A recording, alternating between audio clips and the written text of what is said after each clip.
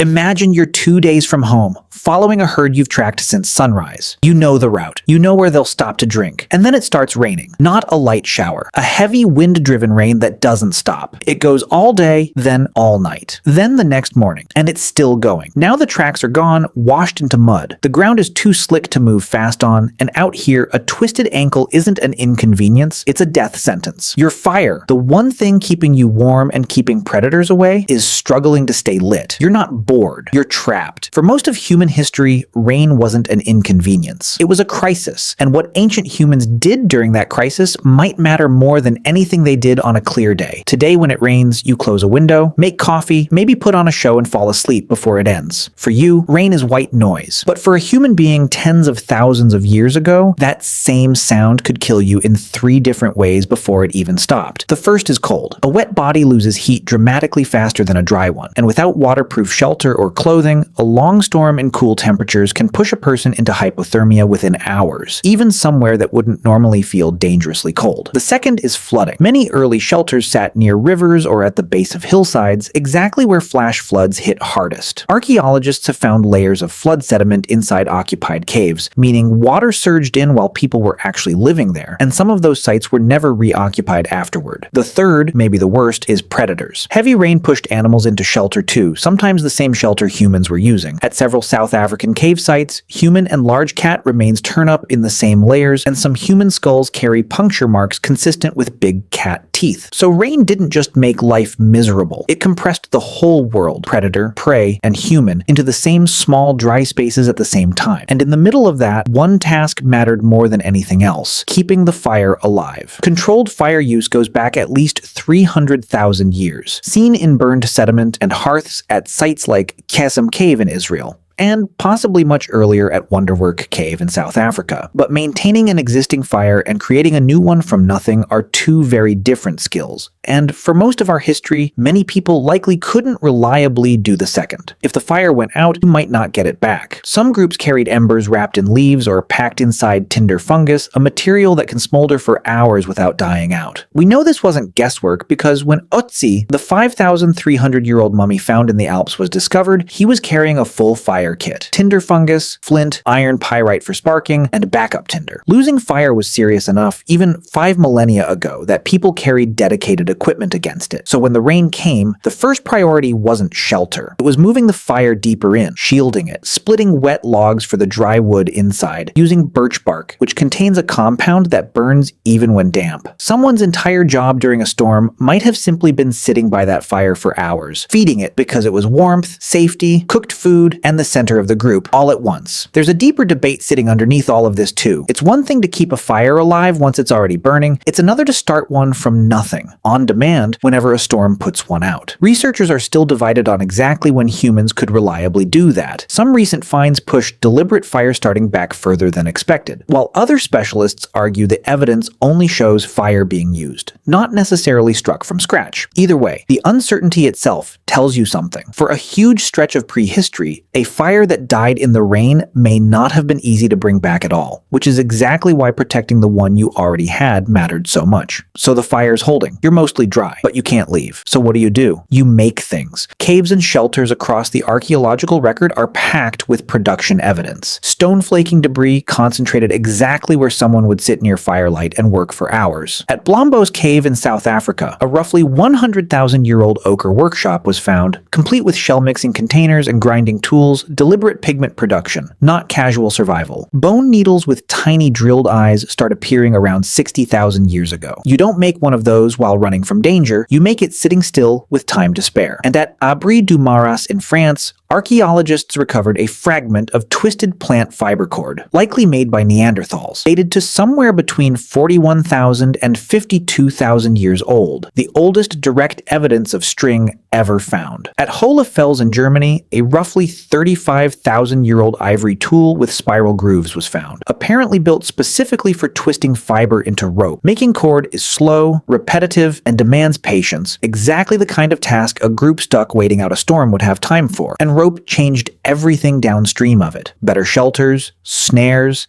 hafted tools. People also made their shelters livable. At Sibidu Cave in South Africa, researchers found layered bedding roughly 77,000 years old, sedges and rushes arranged as sleeping mats, topped with leaves from a plant with natural insect-repelling properties, and periodically burned and replaced to stay clean. That's pest control, tens of thousands of years before anyone would call it that. But here's where the story turns into something else entirely: the art. Chauvet Cave in France holds paintings roughly 36,000 years old, lions, horses, rhinos, drawn with real anatomical understanding, some animals captured mid-stride with tensed muscle. Lascaux, Altamira, and cave art in Sulawesi, dated to at least 45,000 years old, show the same pattern across completely unconnected regions. And these paintings aren't near cave entrances where you'd shelter briefly. They're deep, sometimes hundreds of meters in, through passages you'd have to crawl to reach, lit only by carried fat lamps. Nobody does that when the weather's good and the hunting's easy. We can't prove cave art was specifically a rainy day activity, but the logic holds together. The deepest creative output in prehistory shows up exactly where people were most likely stuck inside for extended stretches. And that points to something bigger. Rain didn't just produce tools and art, it may have helped produce culture itself. Picture 15 or 20 people forced into a confined space for days with nothing to do. You talk. In 2014, anthropologist Polly Wiesner published a study comparing daytime and nighttime conversations among the Juhuanzi in the Kalahari. Daytime talk was practical: land, resources, complaints. At night, around the fire, more than 80% of conversations shifted to stories, songs, and shared history. Firelight changed what people were willing to talk about. And what got shared wasn't idle chatter, it was where water held through dry spells, which plants were safe, how to track specific animals. Survival knowledge moving from one mind to another through speech. Beyond the practical, there were stories explaining the rain itself, and every culture on Earth has some version of rain mythology. Those stories almost certainly got told by people sitting in exactly the situation they were trying to explain. Some of that oral tradition lasted an extraordinary length of time. Australian Aboriginal stories describing sea level changes from roughly 7,000 years ago have been checked against the actual geological record and hold up. That kind of memory doesn't survive by accident. It survives because groups spent enormous amounts of time doing nothing but retelling it.